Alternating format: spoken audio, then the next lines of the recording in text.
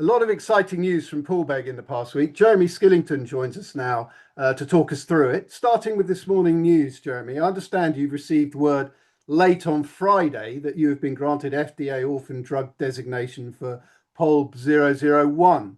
Now, can you give us an overview of what Orphan Drug Designation is Yeah. and what are its key benefits? Yeah, listen, thanks. Terrific news. Absolutely terrific news for Poolbeg. It's late on Friday night here to start the weekend, and obviously getting the news out this morning. Very exciting. So the FDA grants orphan drug status to support development of medicines for rare disorders.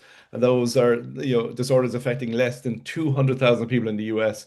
So it provides Poolbeg, several advantages, I guess, from our clinical and development and commercialization.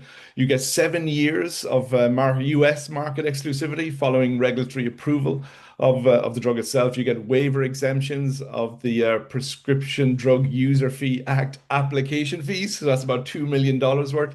And then you get potential tax credits for qualifying clinical trials. So a number of benefits, which certainly helps kind of the smaller companies. But as I say, targeting these rare disorders and incentivizing companies to go after treatments for these rare disorders.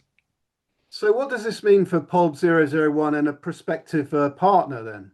Yeah, we believe it kind of significantly enhances its commercial appeal. As I mentioned earlier on, the kind of market exclusivity is a key driver here. Prospective partners will be delighted, to see that, should this drug be approved, that there'll be exclusivity on the market, so they can kind of move forward there. So delighted, as I said, to be updating our prospective partners on this very positive news.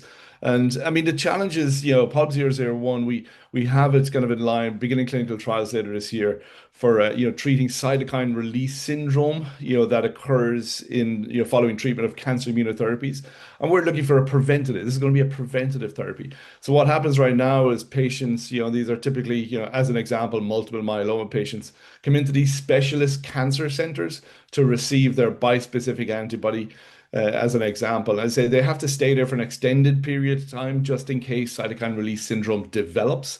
So our goal is to have a prevention so they kind of take our drug at home and then come into the specialist cancer clinic to get their bispecific, and then they can potentially go home as well afterwards. So it actually streamlines the process a lot. It's better for the patients, preferring to be in a hospital setting, but it's better for the healthcare system as well. There's the burden of having these extended stay patients will be reduced. And as I say, as a prevention, I think we've done independent market analysis looking at what this looks like, what this could look like, and it's greater than a $10 billion market. The cancer immunotherapy space is growing. That's both bispecifics and CAR Ts, and as I say, CRS is an issue, and as such a growing issue. So as I say, we see that we're going to reduce this healthcare burden. It'll be better for the patients, for the physicians, for the nurses, etc. So fantastic opportunity, and as I say, looking forward to discussing this with prospective partners as we advance our clinical trial. So can you give us an overview of what value inflection points we might be able to expect for POLB 001? Yeah, happy to do that. It's going to be a very busy year ahead for Poolbeg.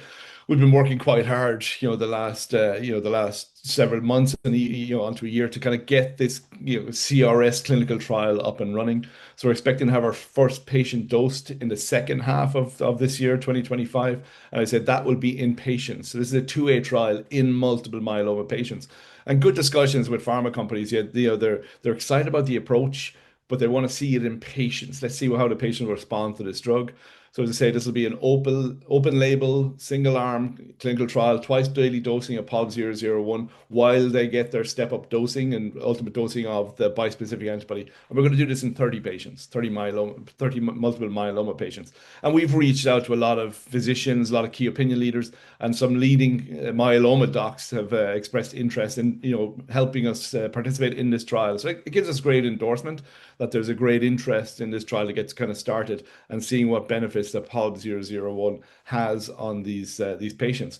And I think from our standpoint, further endorsement is that there's strong indications from big pharma companies that they will give us the necessary bispecific antibody to assist or help us run this trial, because we want to ensure that we're kind of reducing CRS, following the administration of the bispecific antibody. And currently, that's about 70% of patients develop CRS. So we're hoping to prevent that, from starting in the first place. And then as the trial progresses, we'll have interim analysis data in the first half of next year, and then we'll have the top line data in the second half, H2 of next year.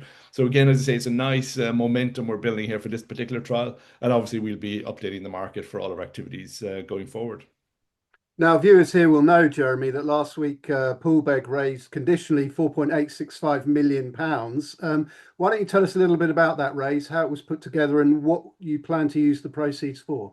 Yeah, I mean, again, as I say, on the back of the fundraise, we have this orphan drug designation. So, nice bit of momentum for Poolbeg. The team's working exceptionally hard to kind of achieve these milestones. But, as you're probably aware, and people are probably aware, very challenging conditions for the biopharma farming, financing market right now. So again, we've conditionally raised, that 4.865 million.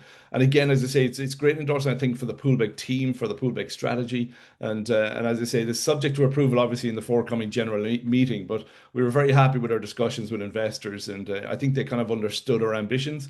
But I think importantly, I mean, it's a nice sum of money to begin with, but it's on top of our existing cash balance. That was 6.2 million at the end of March. So that gives us a very nice runway, as I say, to generate these key value inflection points in this, these clinical trials we've got plans coming up. As I say, this will take us financial runway into 2027. So I think that kind of gives us that, we can remain focused now on the execution of the clinical trials. And, I spoke already about the POLB 001, to treat or prevent CRS in cancer immunotherapy. We also have another clinical trial we're about to start again later this year in the coming months. And this is an oral GLP-1 clinical trial. So again, GLP-1s have been in the news, nonstop for the last several years. Their potential to treat obesity. So majority of these drugs are given by injection. So we've got an oral encapsulated version of this that we're going to, as I say, kind of take into the clinic very shortly, but then have top-line data in the first half of next year for a very quick, rapid clinical trial. So we're looking at safety, tolerability, and essentially the pharmacodynamics. Does the drug work? Does it impact, the patient is able to metabolize? And we're looking at glucose as a marker. So we're looking at 20 obese patients, going to be run at the University of Ulster. We've got a fantastic principal investigator, Professor Carel LaRue, who's very well regarded in the metabolic medicine space. And as I mentioned, there's one drug on the market that's given orally right now with 1% bioavailability. So that's 1% of drug gets into the patient's systemic circulation. So certainly improvements are needed. And we're looking forward to, as I say, seeing the data from this clinical trial to see if we can achieve that key improvement that's required. So you've got plenty going on by the sounds of it. Anything else you want to tell the audience about? Yeah, I mean, we can wrap up here, I think, but just very pleased to get that orphan drug designation. A lot of these things, a lot of work in the background, a lot of discussions, a lot of, preparation for the applications, etc. So again, the team, I just want to thank the Poolbeg team, have done a fantastic job in that regard. As I said, that's like the research and the clinical and regulatory team. And then on the other side, the fundraise was again a tremendous amount of work from our, finance side of the house. Like we're again, people are working very hard to achieve our goals, to achieve our ambitions, and obviously drive shareholder value. So just want to appreciate, a thank you to the team for both of those key milestones right now. So as I say, from a Poolbeg standpoint, we're in great shape. We're ready to go, and as I say, looking forward to getting these clinical trials, started, and then the data coming out. Looking forward to seeing the data. So lots of positive momentum from Poolbeg there. Thanks for talking to us today, Jeremy. Appreciate that. Appreciate your time.